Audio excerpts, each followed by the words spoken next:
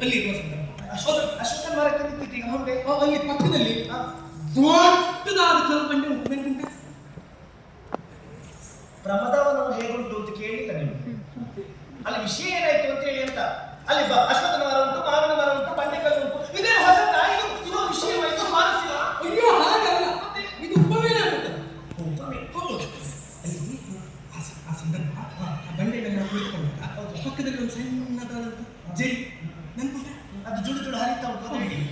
ಜುಳು ಜುಳು ಹರಿತಾ ಉಂಟು. ಆ ಶಬ್ದ ಕಿವಿಗೆ ಎಷ್ಟು ಮುಟ್ಟು ನೋಡು, ಮನಸ್ಸಿಗೆ ಎಷ್ಟು ತಂಪು ನೋಡು. ಆಗ ಅಲ್ಲಿ ಎರಡು ಹಂಸ, ಒಂದು ಗಂಡು ಹಂಸ, ಒಂದು ಹೆಣ್ಣು ಹಂಸ.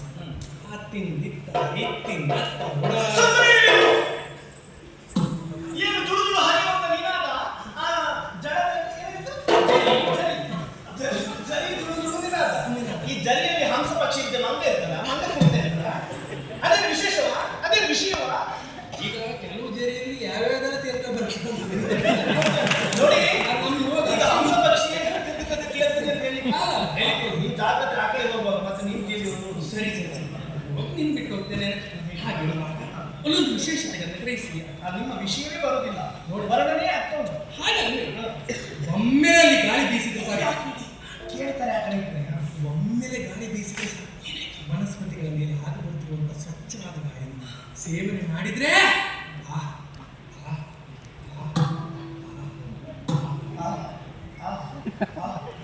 ಸೇರಿಸಿದ್ರು ಕೆಲ. ಹಾಗಂದ್ರೆ ಅಲ್ಲಿ ವಿಶೇಷತೆ ಉಂಟು. ನೀನು ಇಷ್ಟೊತ್ತವರೆಗೆ ಕೇಳಲೇ ಇಲ್ವಾ? ನೀವು ಹೇಳಲೇ ಇಲ್ಲ, ನಿಮ್ಮ ವಿಶೇಷತೆಯ ವಿಷಯವೇ ಬರಲಿಲ್ಲ ಅಂತ ಹೇಳಿಲ್ಲ.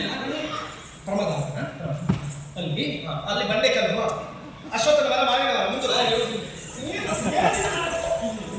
ಯಾರಿಗೆ ಹೇಳ್ಬೇಡ ಅಂತ ಹೇಳಿದ್ದೀನಿ. ಮತ್ತೆ ಅಲ್ಲಿ ನೀವು ಹೇಳಿದ್ರೆ ಗೊತ್ತಾಗ್ತಿಲ್ಲ ನಿಮಗೆ. ಆ ಬಂಡೆಯ ಮೇಲೆ ಇವತ್ತಿನ ದಿವಸ ಒಬ್ಬ ವಿಶೇಷವಾದಂತ ವ್ಯಕ್ತಿ ಬಂದು ಕೂತಿದ್ದಾನೆ. ಒಬ್ಬರು ತಪೋನಿಧಿಗಳೊಂದು ಸನ್ಯಾಸಿಗಳು.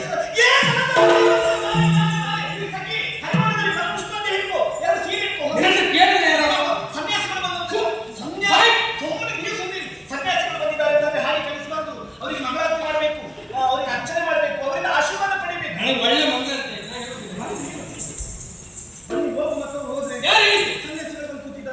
ಅಯ್ಯೋ ಸನ್ಯಾಸಿ ಅವರು ನಿಜವಾದ ಸನ್ಯಾಸಿಗಳಲ್ಲ. ನಿಜವಾದ ಸನ್ಯಾಸಿ ಅಂತ ಗೊತ್ತಾಗುವುದಿಲ್ಲ ನಮಗೆ. ಸನ್ಯಾಸಿಗಳಲ್ಲಿ ಕಪಟಿಗಳಿರ್ತಾರೆ. ಇದು ಕಪಟೋಕ್ತಿಯಿಂದ ಬಂದು ಮತ್ತೊಬ್ಬರಿಗೆ ಮೋಸ ಮಾಡುವುದಕ್ಕಾಗಿ ಬಂದಿರುವಂತ ವ್ಯಕ್ತಿ ಅಲ್ಲ. ಬಂದವ ಯಾರು? ಸನ್ಯಾಸಿ ವೇಷವನ್ನಂದು ಬಂದಿಹ ನರನು. ಅಂದ್ರೆ ಅರ್ಜುನ ಇವರಿಗಾಗಿ ಬಂದ. ಅವ ವೇಷ ಮಾಡಿದ್ದ. ಹೌದು, ಅವನಿಗೆ ವೇಷ ಮಾಡಿದ. ಅರ್ಜುನ ಇಲ್ಲಿಗೆ ಸನ್ಯಾಸಿ ವೇಷದಿಂದ ಬಂದ. ಈ ವಿಚಾರ ಬದಿಗಿಟ್ಟು ಇಲ್ಲಿ ಅರ್ಜುನ ಸನ್ಯಾಸಿಯಾಗಿ ಬಂದು ನಂದನವನದಲ್ಲಿ ಕುಳಿತ. ಇಲ್ಲಿ ಅಲ್ಲಿ ಈ ಕಡೆ ನನ್ನ ಅಣ್ಣ ತಂಗಿಯಾದಂತಹ ಸೋದರಿಗೆ ಕೌರವನನ್ನು ಕೊಟ್ಟು ಮದುವೆ ಮಾಡಬೇಕು ತೀರ್ಮಾನಕ್ಕೆ ಬಂದಿದ್ದಾರೆ. ಹೌದು ಅಲ್ವಾ? ಅಣ್ಣನ ತೀರ್ಮಾನ ಹಾಗೆ. ಆ ವಿಚಾರ ತೆಗೆದು ಈ ಕಡೆ ನೀವು ಎಲ್ಲೆಲ್ಲ ಇಡಬೇಡ ಅಂತ ನಿಲ್ಲಿರುವ. ಈ ಕಡೆಯಲ್ಲಿ ನೋಡಿ, ಈ ಕಡೆಯಲ್ಲಿ ನಂದನವನದಲ್ಲಿ ಸನ್ಯಾಸಿ ಇಲ್ಲಿ ಅಣ್ಣ ಕೌರವ ಮದುವೆಗೆ ನಿಶ್ಚಯಿಸಿದ್ರು.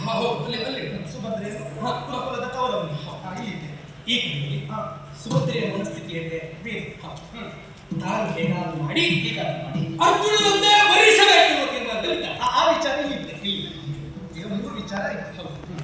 ಈಗ ಈ ವಿಷಯ ಮುಂಬರಿದೆ. ನಿಮ್ಗೆ ಗೊತ್ತಾಗಿಲ್ವಾ? ಮೊದಲು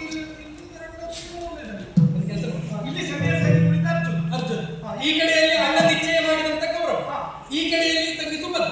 ಯಾವಲ್ಲಿ ಜೋಡಿಸುವುದು? ಈ ಸುಭದ್ರೆಯನ್ನ ಆ ಅರ್ಜುನನಿಗೆ ಜೋಡಿಸಿ ಈ ಕೌರವನ ತೆಗೆದಿರಿಸಿ ಬಂದಿರುವಂತಹ ಪಾರ್ಥನಿಗೆ ಸುಭದ್ರೆಯನ್ನ ಕೊಟ್ಟು ಮದುವೆ ಮಾಡಿ